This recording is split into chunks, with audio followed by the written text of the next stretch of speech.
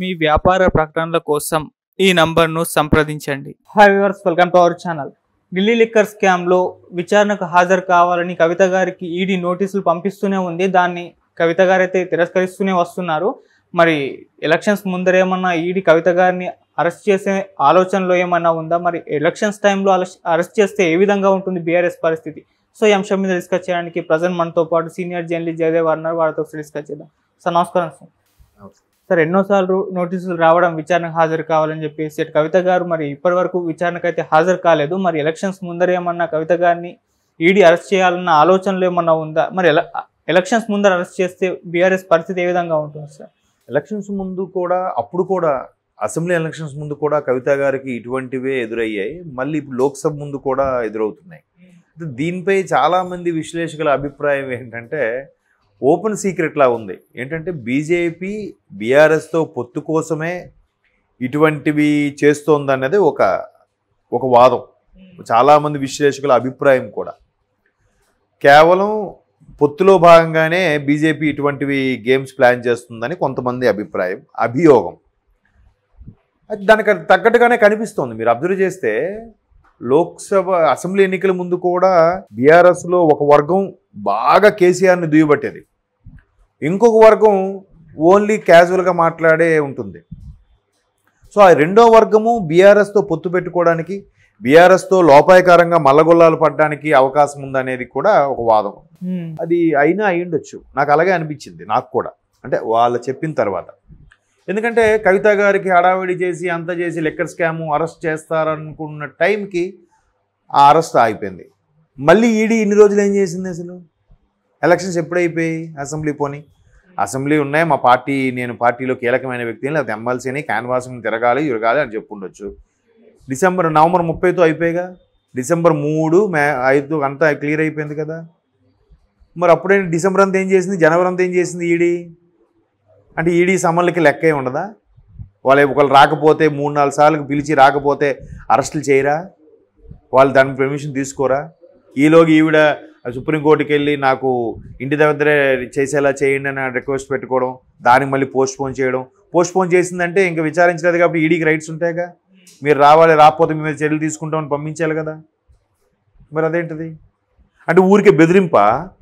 మీరు వస్తారా, మర్యాదగా మాతో పొత్తు పెట్టుకుంటారా లేదా అన్నట్టుగా ఉందిగా. ఎందుకంటే ఇదే అంశం మీద కేటీఆర్ గారు చాలాసార్లు వ్యాఖ్యానించారు. ఎంతసేపు బీజేపీ, సిబిఐ, ఈడీ వీటితోనే అందరినీ బెదిరించుకుని లొంగ తీసుకుంటుంది, ఎంక్వైరీలు చేయించుకుంటుంది అనే కేటీఆర్ గారు చాలా సందర్భాల్లో సభాముఖంగా కామెంట్ చేసిన సందర్భాలు ఉన్నాయి. మరి దీన్ని ఏ యాంగిల్లో చూడాలి? అది ఒక రాజకీయమైన విమర్శేనా లేదా నిజంగా జరుగుతుందా? మళ్ళీ లోక్సభ ఎన్నికల ముందు ఈ అంశం తెర మీదకి వచ్చింది. మధ్యలో ఎందుకు లాంగ్ గ్యాప్ వచ్చింది? లేదు. ఒకవేళ ఎమ్మెల్సీకి ఎన్నికలు కాదుగా, ఎమ్మెల్సీకి పోను అందుకే ఇప్పుడు బిజీగా రాలేదనుకోవడానికి మేబీ లెటర్ పెట్టుంటారు. ఎట్లా పార్టీకి చెందిన వ్యక్తిని కాబట్టి నేను ఎన్నికల్లో బిజీగా ఉంటాను, రాలేను ఈ టైంలో ఇదేదని. అంటే ఇది ఎలా చూడాలో నాకు అర్థం అవ్వట్లేదు. ఇప్పుడు ఒకవైపు బీజేపీ బీఆర్ఎస్ ఒకటే అని వాదనలు కూడా వినిపిస్తున్నాయి. కేసీఆర్ గారు కూడా త్వరలో ఢిల్లీ వెళ్ళబోతున్నారు, పొత్తుల అంశంపై మాట్లాడబోతున్నారు. ఒకవేళ కేసీఆర్ గారు వెళ్తే ఇక్కడ ఒకప్పుడు టీడీపీలోనే ఉన్న కేసీఆర్ కాబట్టి అదే టీడీపీ కూడా మళ్ళీ ఎన్డీఏ కూటమిలోకి యాడ్ అవ్వబోతుంది కాబట్టి వీళ్ళిద్దరి మధ్యన మరలా స్నేహం చిగురిస్తుందా, లేదా కేసీఆర్ గారు చంద్రబాబు గారు ఎడమొహం పెడమొహంగా ఉంటారా అని ఈ మధ్యకాలంలో సోషల్ మీడియాలో తెగ చూసాం వార్తలు. అన్నీ అనుకున్నట్టు జరిగితే అక్కడ టీడీపీ ఆల్రెడీ పొత్తుకు డిసైడ్ అయిపోయింది. ఆల్మోస్ట్ వాళ్ళకి సీట్లు సర్దుబాటులోనే ఉంది. బీఆర్ఎస్ కూడా కన్ఫర్మ్ అవ్వబోతుంది అంటున్నారు. ఏది మరి? రాజకీయాల్లో ఏదైనా సాధ్యమే. ఫ్రెండ్షిప్ ఉండదు, ఎనిమీ ఉండదు. ఎవడు ఎప్పుడు ఏది అవసరమైతే వాడితో కలిసి వెళ్ళిపోవడమే, వాడితో జత కట్టడమే. ఒకవేళ బీఆర్ఎస్ పొత్తు పెట్టుకోలేదనుకో, మరలా వీళ్ళ మీద కేసులను తీస్తారేమో, కవిత గారి మీద. అలా కూడా జరగచ్చు అనిపిస్తుంది. అంటే ఇది ఎంతవరకు వాస్తవం అని తెలియదు. కానీ ఇవి ఇంతకుముందు కూడా లక్ష్మణ్ గారు అదే ఒక విషయం స్టేట్మెంట్ ఇచ్చారు రాష్ట్ర ప్రభుత్వం కోసం. ఏ క్షణానైనా కూలిపోవచ్చు, లేదంటే లోక్సభ తర్వాత తెలంగాణ ప్రభుత్వం ఎలాగైనా ఏదైనా జరగచ్చు అన్నట్టు కూడా. దేన్ని బేస్ చేసుకొని ఆయన డైలాగ్ కొట్టారు?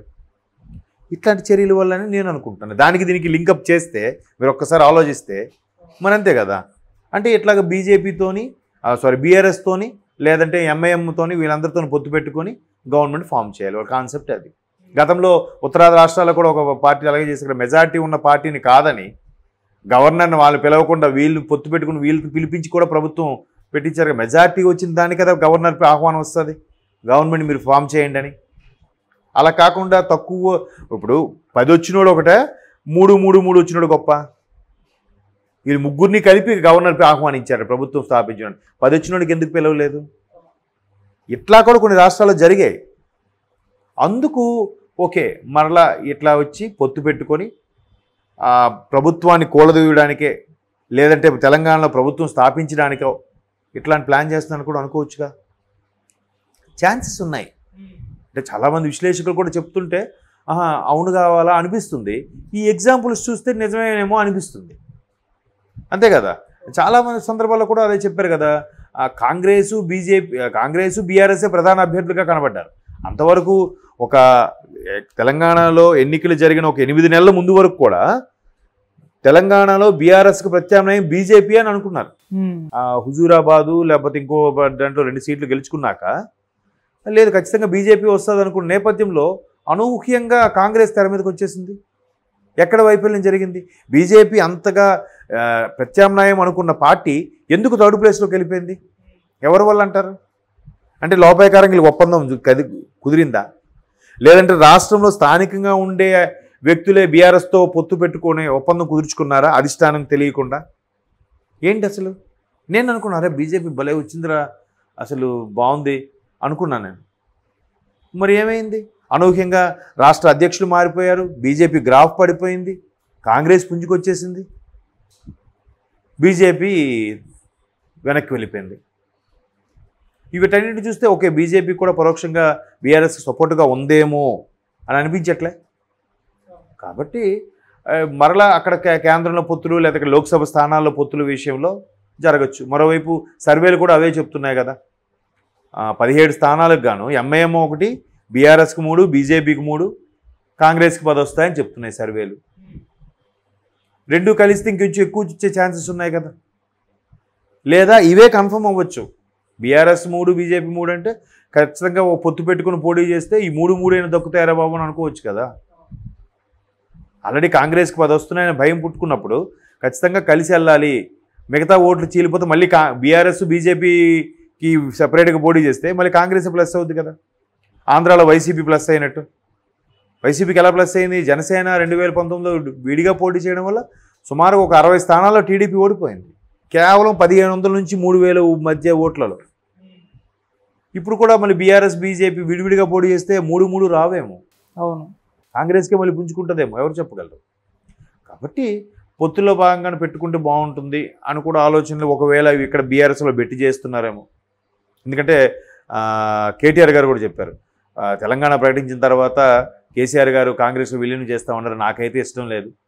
ఆయన అప్పటికే వెళ్ళినప్పుడు ఆవిడ ఏదో విలీనం చేసేమనుంటే సోనియా గాంధీ గారు చేసేసేవాళ్ళేమో, నాకైతే అసలు ఇష్టం లేదు అన్నారు. అటగా ఇష్టం లేదు అనుకున్నప్పుడు నెక్స్ట్ జనరేషన్ నాయకుడిగా బీజేపీతో కూడా కలవడానికి ఎందుకు ఇష్టపడతాడు ఆయన? మన ఓన్గానే వెళ్ళి ఏదో చేద్దామని అనుకుంటారు కదా. సో కాబట్టి ఏదైతే పొత్తుల అంశము ఉన్నాయో దాన్ని బట్టి కూడా ఏదైనా జరగచ్చు. Thank you so much sir.